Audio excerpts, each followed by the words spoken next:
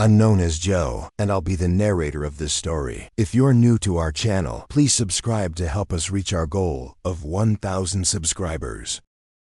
A petty manager decided to fire Eliza, his 7 months pregnant cashier, just to feel powerful. He publicly terminated her for gross misconduct and planned to block her unemployment. What he didn't know is that her crime was using her last $30 to secretly pay for a stranger's groceries. That stranger was the president of the Hells Angels, and he was now calling 800 of his brothers to return for a full refund.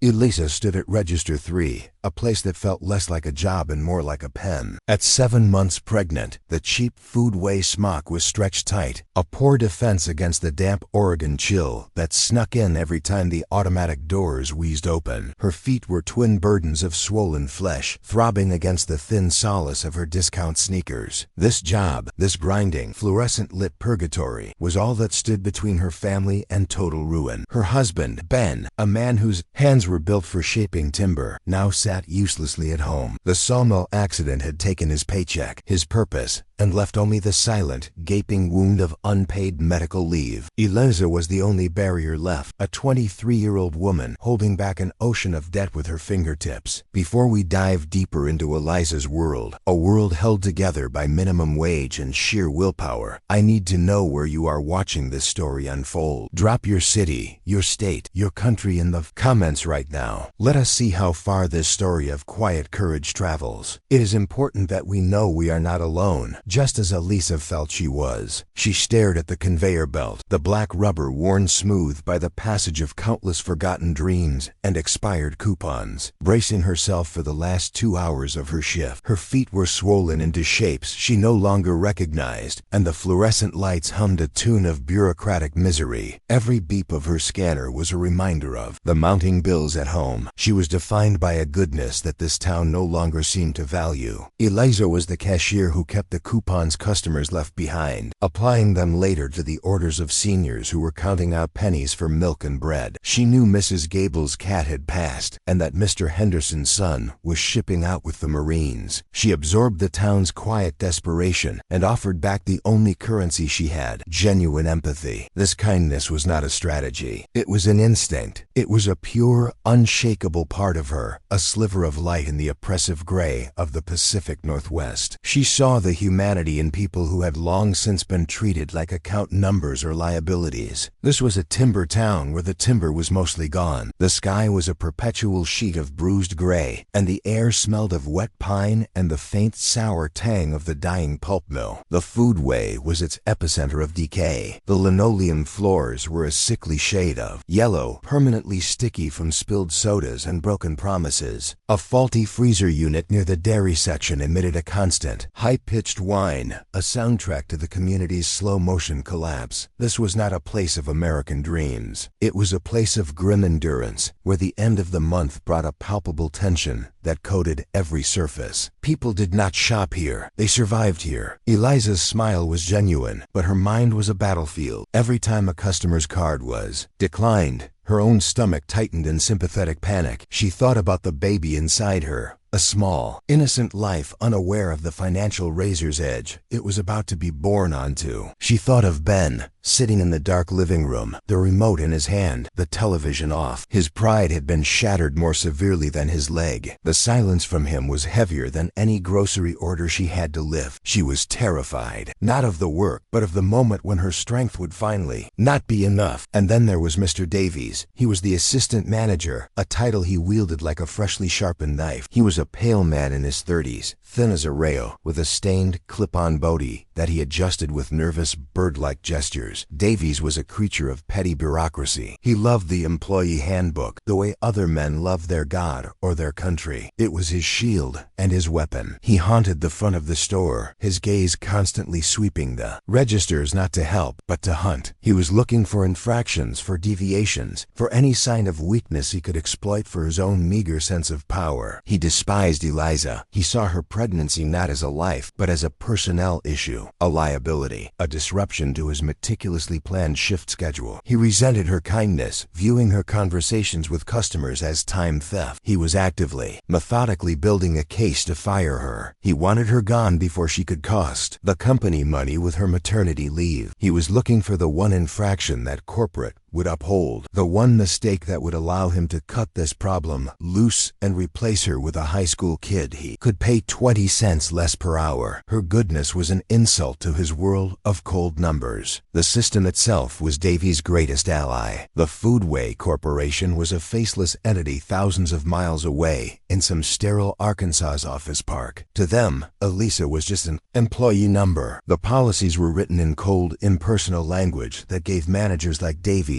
all the power. There was no human resources department in this store. There was just Davies and the threat of the handbook. The other employees saw it. They saw the way he watched her, the way he timed her breaks, the way he spoke to her. But they were trapped in the same system, one paycheck away from their own personal disasters. Their silence was a wall around Eliza. She was completely, utterly alone. She was anchored to Register 3, exposed, with the automatic doors at her back and Davies' predatory gaze in front of her. She could not call Ben. He was lost in his own fog of painkillers and depression. She could not appeal to her coworkers. They were too scared to meet her eyes. This isolation was the final ingredient in the town's oppressive recipe. She was a good person, a pregnant woman, being stalked by a petty tyrant, and the entire structure of her world was designed to ensure that no one would step in to help her. Her vulnerability was a spectacle, yet she did not break. Eliza wiped a stray piece of hair from her face, the movement heavy with fatigue, and offered a small, tired smile to the next person in line. Her moral core was not made of glass. It was made of quiet, resilient steel. She could not be corrupted by Davy's bitterness, and she would not pass his cruelty onto the customers. She was still, in this moment, a beacon of decency. She did not know that this simple, unwavering decency was about to be tested. She did not know that her small light was about to attract the attention of men who lived by a different code entirely. The Foodway was nearly empty, sinking into the late evening lull that always preceded closing. The rain outside had turned icy, and the automatic doors hissed open to admit a presence that immediately changed the store's temperature. It was not one man, but a scattered group, 30 or more men, all large, all wearing the unmistakable uniform of the Hells Angels. They did not enter as a gang, but rather dispersed quietly, grabbing carts, filtering into the aisles like a silent, methodical patrol. They were buying strange combinations of items: bags of ice, heavy-duty bandages, cases of beer, ground beef, and large quantities of Pedialyte. Their presence was a silent alarm. Other customers lowered their eyes, pushing their carts to the far side of the store. Davies visibly tensed, his hand twitching, near the phone. One man, however, walked directly toward Eliza's register. He was a giant. His patched leather vest stretched over a barrel chest read Wrecker. His head was shaved, and his face was a roadmap of hard living, dominated by a thick beard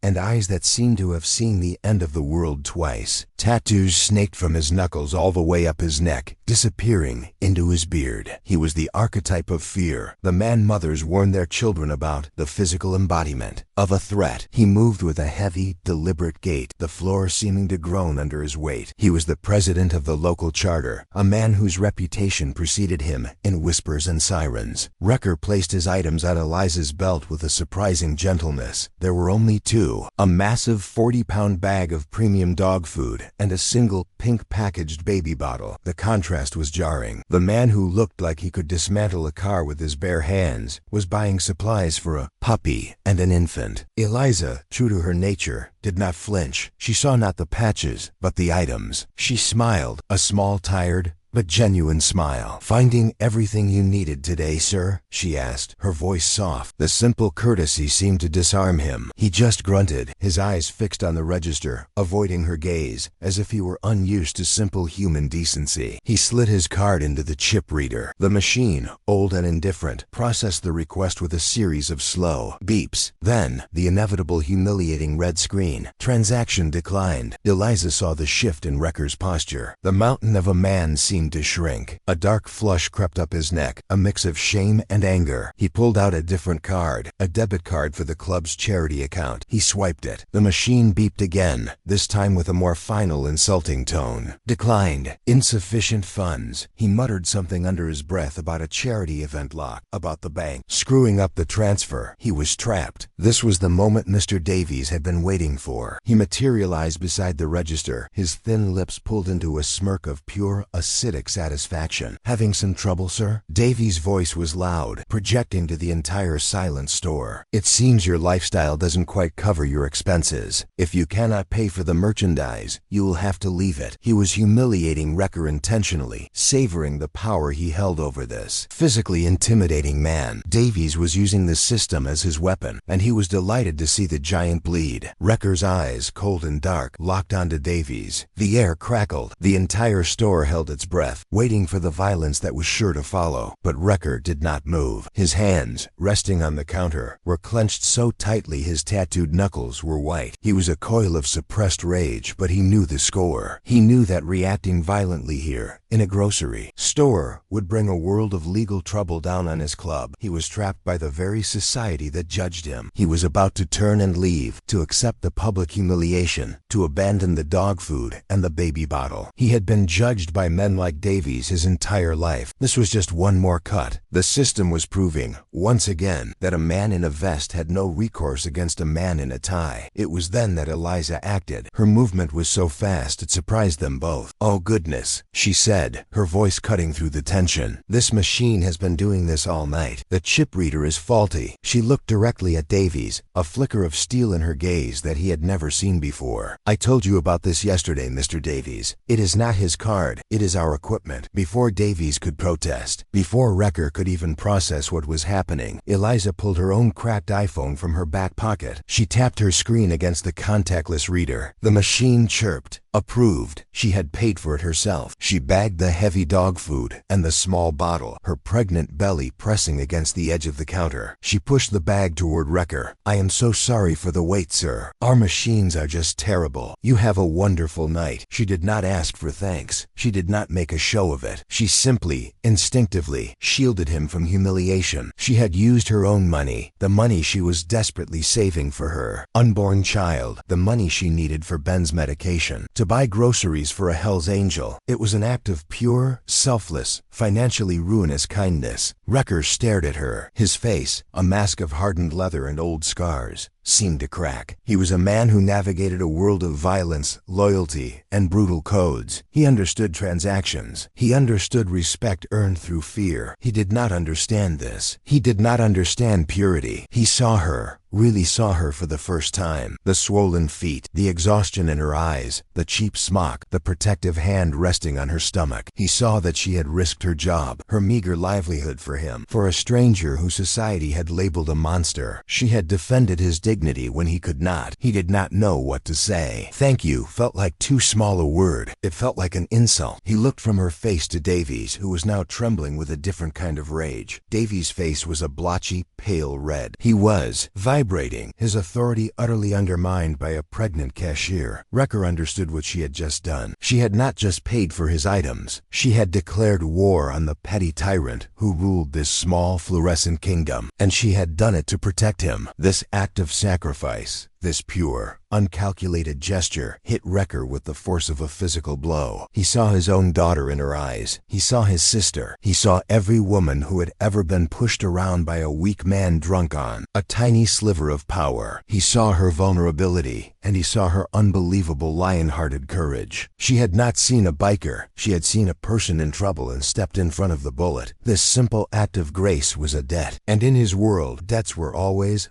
repaid. The code he lived by was absolute, an eye for an eye, but also a life for a life. Eliza had just saved him from a public execution of his pride. He simply nodded his head. It was a slow, deliberate gesture of promise, A vow. His eyes, which had been cold, now held a different hint of fire. It was not rage, it was loyalty. He looked at her name tag. Eliza. He memorized the name. He memorized Davy's sniveling face. He picked up the heavy bag of dog food with one hand as if it weighed nothing. He did not say another word. He turned and walked out of the store, the automatic doors hissing shut behind him, leaving Eliza alone in the sudden terrible silence. The store was still. The moment the door closed, Davy's composure snapped. The silence was instantly shattered. "You," he hissed, his voice a venomous whisper that carried farther than a shout. "What did you just do? What in God's name did you just do?" Eliza stood her ground, her hands still on her belly, her heart hammering against her ribs. She knew with chilling certainty that the confrontation she had been dreading for months had finally arrived. She had protected the giant, but now there was no one left to protect her from the mouse. The air in the foodway felt thick, and the smell of old meat and disinfectant was suddenly suffocating. This single moment was the fulcrum. Eliza's decision, born of pure compassion, had set in motion a chain of events that no one could have predicted. She had thrown a pebble of kindness into a dark pond, and the ripples were about to become a tidal wave. She had no idea that her small $30 sacrifice had just purchased her an army. She did not know that the code of the Hells Angels was far stricter, far more binding, and far more righteous than any corporate policy handbook. She had saved Wrecker's honor, and in doing so, she had sealed Mr. Davy's fate. The scales of justice, long unbalanced, were about to be corrected. The other angels who had been silently watching from the aisles began to move. They were not moving toward the registers. They were not finishing their shopping. They were slowly, methodically pushing their carts into the center of the aisles. They were grabbing their phones. They were watching, waiting. The store, which had been a place of quiet desperation, was now a holding cell. Davies, blinded by his rage, did not notice.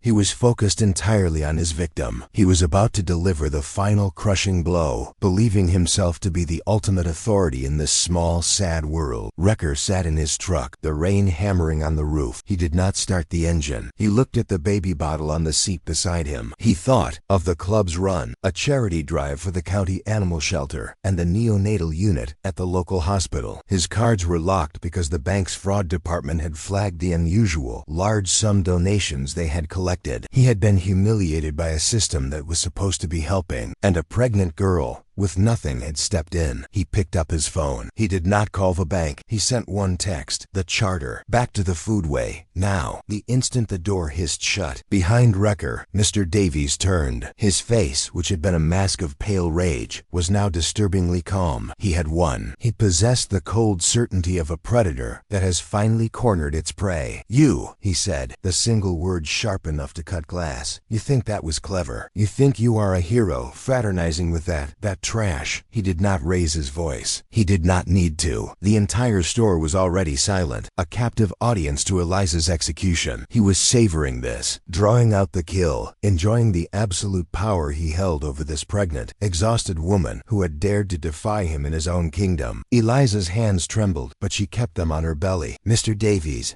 I paid for the items. The company did not lose any money. He was a customer, and our machine was. It was embarrassing him." She tried to appeal to a logic that she, in her innocence, believed must still exist. She thought this was about rules and money. She did not yet understand that this was about power. She was trying to explain decency to a man who saw it only as a profound, personal weakness. Her defense was a whisper against the hurricane of his bureaucratic fury, and it only angered him more. "You paid for it," Davies repeated, as if tasting an exotic poison. "You took your own, unsanitized, personal money and conducted a transaction outside the system. You undermined my authority. You aided a known criminal element." He took a step closer, invading her personal space, forcing her to lean back against the cigarette display. "What's next, Eliza? Are you giving free milk to all your biker friends? Are you running a charity on Foodway's time? You didn't just break a rule. You proved you are an uncontrollable liability." His voice was low, conspiratorial, and dripping with venom. He was painting her act of kindness as a a vast criminal conspiracy. He tapped the stained plastic cover of the employee handbook, chained to the register. Policy 14.7, subsection B. Under no circumstances shall an employee use personal funds to complete a customer transaction. It is grounds for immediate termination. He smiled, a thin, reptilian stretching of the lips. You see, it is not just policy. It is a failsafe. It protects the company from employees like you. Employees who think with their feelings instead of their heads. You are a thief, Eliza. You stole my authority. You stole the store's dignity. He was twisting her virtue into a capital crime, and he was using the system itself as his blade. Eliza's eyes darted to the next register, number 4. Maria, a mother of 3 who had just last week shown Eliza pictures of her son's first communion, was staring intently at her computer screen. Maria's hands were visibly shaking as she pretended to recount her till. She would not look up. She would not make eye contact. The message was clear. You are on your own. Maria had her own family to feed, her own rent to pay. She could not afford to be associated with Eliza's rebellion. The silence from the next register was louder than any accusation Davies could have made. It was the sound of her first abandonment. She looked beyond the registers, desperation rising in her throat. Kevin, the 19-year-old stock boy she had covered for just last Tuesday when he was late from his community college class, was now intensely focused on straightening a display of canned beans. He turned his back, his shoulders hunched, feigning ignorance. He was a good kid, but he was a scared kid. The entire store, every employee, every remaining customer had entered into a silent conspiracy of cowardice. They were all witnesses, and they were all accomplices, choosing their own meager safety over the defense of a pregnant woman being unjustly accused. This, the narrator must tell you, is how true evil flourishes. It does not require a legion of monsters. It requires only a few small, cruel men and a surrounding majority of good people who are too terrified to speak. The system is designed to create this terror. It isolates the victim, making them toxic. Davies did not need to convince anyone he was right. He only needed to convince them that he held the power to fire them next. And in this, he was completely, devastatingly successful. Eliza, standing in the fluorescent glare, was now an island, and the water was rising fast. So, Davies said, stepping back, his performance reaching its crescendo. Effective immediately, you are terminated. The word landed in the quiet store with the force of a gunshot. Terminated. A sterile, corporate word for ruin. A word that meant no paycheck. A word that meant no health insurance. A word that meant telling Ben she had failed. Your employment with Foodway is over. Clean out your register and your locker, and give me your smock. He pointed a bony finger at the blue vest that identified her as one of his subjects. He wanted her stripped of her uniform. He wanted her humiliated. Eliza's mind went blank. The sounds of the store faded, replaced by a high-pitched ringing. Terminated. The baby kicked, a small, innocent flutter against her ribs, and the reality of her situation crashed into her. No, she whispered, the word barely audible. You cannot. Please, Mr. Davies.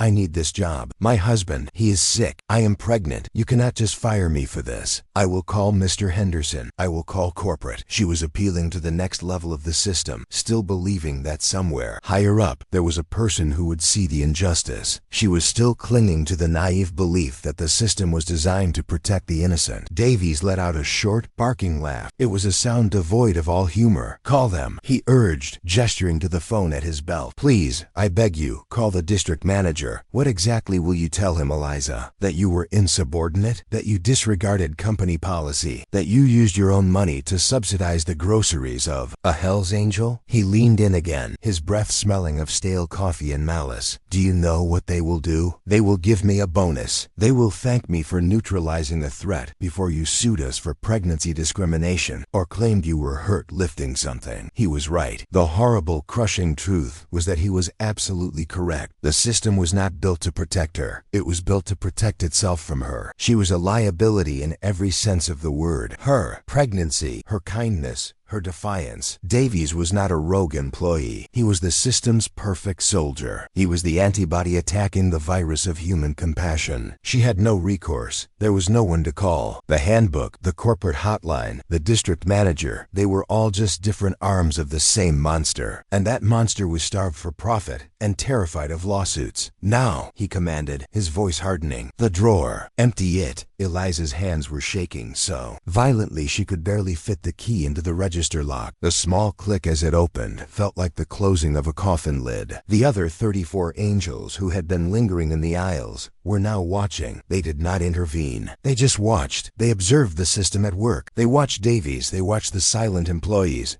And they watched Eliza. They were gathering evidence. They were acting as silent, leather-clad witnesses to the system's total bureaucratic failure. Their silence was different from Maria's. It was not fear. It was judgment. Eliza pulled the black plastic tray from the register. It was empty, save for a few stray pennies and a paperclip. Her locker was a small metal box in the break room that held her purse. She retrieved it, her movements robotic. She was in shock, her brain unable to process the speed of her own financial destruction. In less than 5 minutes, she had gone from a struggling but employed mother-to-be to an unemployed, uninsured, and undefended victim. She was being punished for the single purest act of kindness she had performed all week. This was the justice of the modern world. She walked back to the front. Davies was waiting, his hand outstretched. "The smock," he demanded. Slowly, with as much dignity as she could muster, Eliza untied the strings in the back and pulled the cheap blue vest over her head. The cool air of the store hit her thin t-shirt, and she felt suddenly terribly exposed. Her pregnancy was now obvious, no longer hidden by the corporate uniform. She was just Eliza, vulnerable, pregnant, and fired. She handed the smock to him, the fabric a symbol of her discarded place in this safe world. "And do not bother filing for unemployment," Davies sneered, tossing the smock onto a pile of returned shopping baskets as if it were contaminated. "I will be marking this as a termination for cause. Gross misconduct, theft." He was salting the earth. He was ensuring she could not even claim the meager benefits the state offered. He was not just firing her. He was attempting to erase her from the economy, to make her an example. He was a small man who had been given a small kingdom, and he was determined to rule it through absolute, suffocating terror. She turned away from him. She could not look at his face anymore. She walked past Register 4, past Maria, who was now visibly crying but still refusing to look up. Maria's tears were for herself, for her own cowardice. Eliza walked past the security sensors, those useless guardians of property, not people. She did not look at the Hell's Angels who were now standing in a loose, formidable line, their carts abandoned, blocking the aisles. She just walked. The automatic doors hissed open, offering her escape from the fluorescent prison into the cold, dark, and unforgiving rain. The moment the wet Oregon air hit her face, the numbness shattered, and a single choked sob escaped her. The rain mixed instantly with her tears. She had been publicly tried, convicted, and sentenced by a kangaroo court of one. Her colleagues, her work family, had been silent witnesses. The corporate structure she worked for had provided the very weapon Davies used to slit her throat. The system had not just failed her. It had actively, efficiently, and ruthlessly targeted her for her own goodness. This was the absolute zero point, the moral vacuum. She was alone, but she was not alone. She did not know it yet, but her plight had been observed. Her crime of compassion had been recorded by a very different Kindorf jury. The system had failed, creating a void. And the narrator must ask you, what rushes in when the system fails? What happens when the police are useless and corporate rules are the weapon? Another code does. A darker, older, and perhaps, in its own way, a more righteous code. As Eliza stood shivering on the sidewalk, the world's most unlikely angels were already making the call. The foodway was about to learn a lesson in customer service. Eliza stood on the cracked sidewalk, the rain plastering her thin t-shirt to her skin. She was an outcast, banished from the fluorescent warmth, her tears indistinguishable from the Oregon drizzle. She had nothing. No job, no insurance, no way to tell Ben that their precarious world had just been shattered because she had been kind. This was the bottom. This was the moment of absolute despair, the silent, hollow echo of a system that had found her guilty of compassion. The automatic doors of the foodway were a fortress wall, and she was on the outside, shivering and alone, the metallic smell of the rain mixing with her own sudden, terrifying poverty. Inside, Mr. Davies was triumphant. He picked up Eliza's discarded blue smock with 2 fingers, as if it were a piece of filthy trash, and tossed it into a bin. He felt a surge of pure, unadulterated power. He had vanquished the liability. He had enforced the rules. He had made an example of her, and the result resulting, terrified silence from Maria and Kevin was his reward. He straightened his clip-on bootie, feeling tall for the first time all day. He had proven that his authority was absolute. He turned, a thin smile on his face, ready to resume the mundane business of closing his store, completely unaware that he had just kicked a hornet's nest. The silence in the store was not broken by Eliza. It was broken by the sound of heavy items being placed on a conveyor belt. Davies spun around, his smile faltering. The 35 Hells Angels, who he assumed had fled in fear or disgust, had not left. They had done the opposite. They had methodically, silently formed a single-file line. It was a line that snaked from Register 4, where Maria was trembling, past the frozen foods, and deep into the canned goods aisle. It was a line of impossible length. It was a line of giants. They were not customers. They were an occupation. Davies's blood ran cold. This was not in the handbook. What is this? He stammered, his newfound authority evaporating. She is closed. I told you, that cashier is fired. He gestured wildly at Eliza's empty station. The man at the front of the line, the one Eliza had not served, the chapter president, placed a single pack of chewing gum on the belt. He looked at Davies with eyes that were as calm and flat as a frozen lake. She is not fired, the man said, his voice a low rumble. She cannot be fired. She has not finished ringing us up yet. I am the manager, Davies shrieked, his voice cracking into an adolescent squeal. I am in charge here. You will all leave, or I will call the police. The president simply smiled. It was not a friendly smile. It was a smile of absolute certainty. Call them, he suggested. Tell them we are patiently waiting to make a legal purchase. Now are you going to ring this up, or are you refusing service? Davies, trapped by his own rules, his own system, realized he had no choice. He stormed over to the register, his face a mask of blotchy red, and angrily scanned the gum. That will be $1.29, he spat. The president laid a crisp, perfectly flat $100 bill on the counter. I am going to need change for that, he said, his voice pleasant. Exact change, if you do not mind. $98.71. I need quarters for the vending machine back at the clubhouse. Davies froze. He looked at the single bill, then at the man's face, then at the impossibly long line of men behind him. He looked into his cash drawer. He had maybe $60 in small bills. He did not have $98 in change. He certainly did not have it in quarters.